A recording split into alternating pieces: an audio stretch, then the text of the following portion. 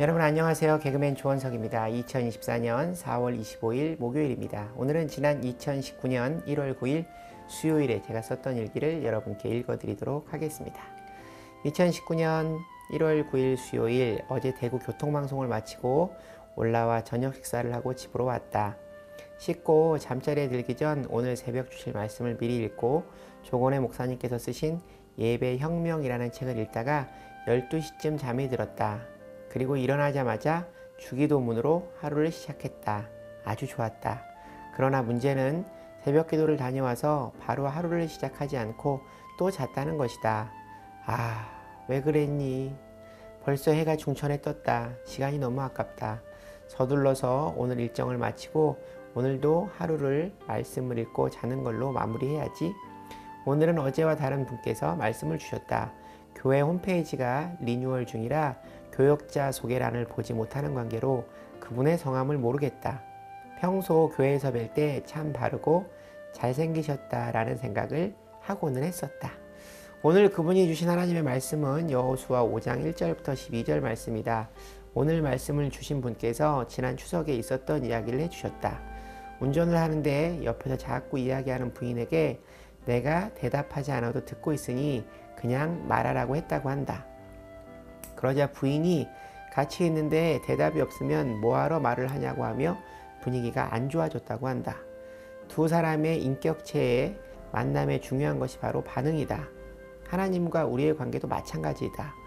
믿음에 대한 반응이 중요하다.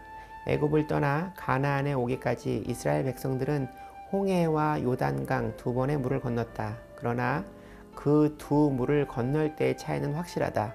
먼저 홍해를 건널 때 출애굽기 14장 21절 22절 말씀을 보면 모세가 바다 위로 손을 내밀자 기적이 일어난다. 그러나 요단강을 건널 때는 여호수아 3장 8절 말씀 언약궤를 맨 제사장들이 물이 멈추기 전 먼저 요단강에 들어가라 하신다. 이스라엘 백성들로 하여금 믿음으로 반증하게 하셨다. 그리고 강을 건넌 후 4장 18절 말씀처럼 제사장들이 요단강에서 빠져나오자 물이 다시 흐른다. 그리고 오늘 본문 5장 1절 말씀 같은 일이 생긴다. 서쪽 요단의 아모리 사람의 모든 왕들과 해변의 가나안 사람들의 모든 왕들이 여호와께서 요단물을 이스라엘 자손들 앞에 말리시고 우리를 건너게 하셨음을 듣고 마음이 녹았고 이스라엘 자손들 때문에 정신을 잃었더라. 하나님은 우리를 위해 앞서서 일하신다. 형통이란 하나님의 은총과 인간의 준비가 만나는 자리에 있다. 믿음의 반응으로 승리해야 한다. 2절 3절 말씀에 여호수아가 남자들에게 할례를 행했다. 가나안 사람들과 싸울 준비를 해도 모자랄 판에 왜 할례를 했을까? 이유는 4절 5절 말씀에 나와 있다. 광야 2세대는 할례를 받지 못했기 때문이다. 가나안과의 전쟁을 눈앞에 두고 있다. 그러나 여호수아는 눈앞에 보이는 전쟁보다 더 중요하게 생각한 것은 하나님과의 관계였다.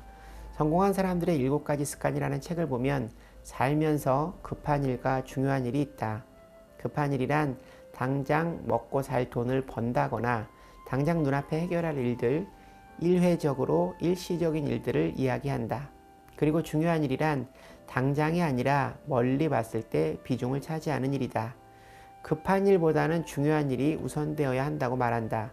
급한 일은 에너지를 쏟음으로 이 일이 해결되는 듯 싶지만 마음을 더 분주하게 하고 불안하게 하고 무겁게 한다. 그러므로 급한 일보다는 중요한 일을 더 서둘러야 한다는 말이다. 무슨 말인지 알 것 같다. 내 눈앞의 일들은 해결해도 계속해서 비슷한 일들이 생겨난다. 이 일을 해결하는 것이 아니라 계속 쫓기며 사는 것이다. 궁극적인 문제 해결이 되지 않는다. 무언가 끊임없이 일을 하고 있고 다람쥐 쳇바퀴 돌듯 쫓기기만 하고 일은 결실을 맺지 못하는 것이다.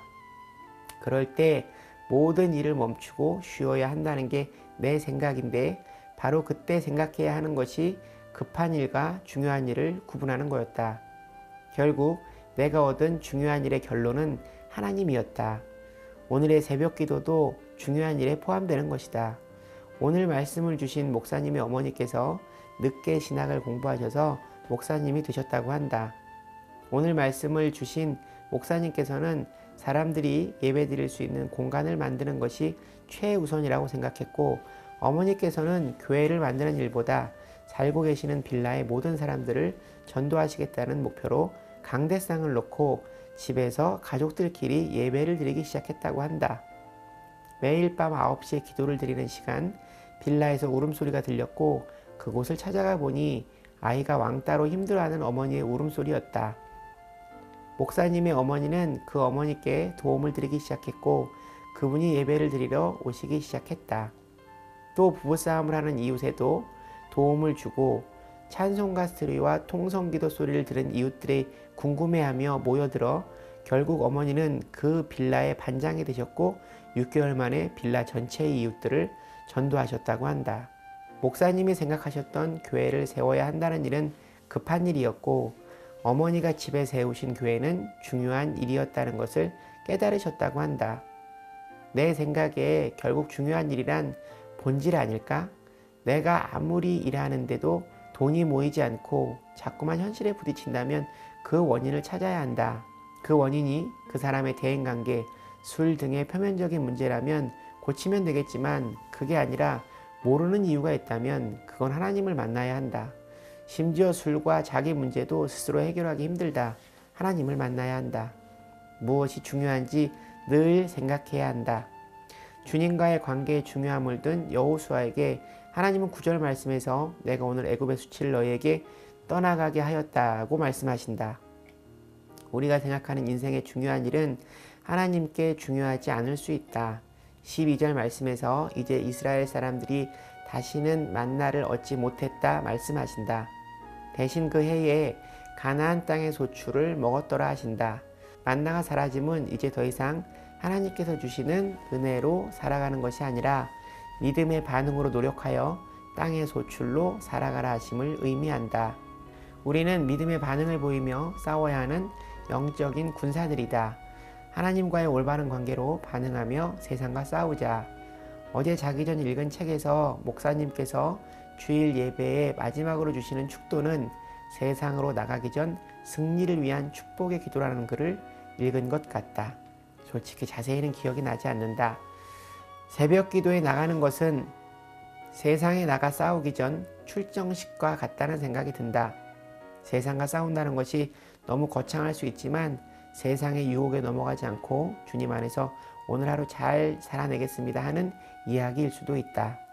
어떤 날은 주신 은혜에 너무 감사하며 기쁜 마음으로 새벽 기도에 가기도 하지만 또 어떤 날은 정말 힘든 날도 있다. 내 하루가 내 오늘이 간절하다면 일어나자. 오늘도 하나님과 동행하는 하루를 살게 하여 주시옵소서. 하나님 감사합니다. 사랑합니다. 이때도 이런 생각을 했었네요. 요즘도 비슷한 생각을 하거든요. 세상을 이기는 믿음, 오늘도 승리하세요 하는 말이 사실 겉돌았을 때가 있었습니다. 그러나 오늘 하루를 거룩하게 세상에 구별된 자로 살아간다는 것이 결코 쉬운 일이 아님을 알아가며 이 말들이 은혜가 됩니다.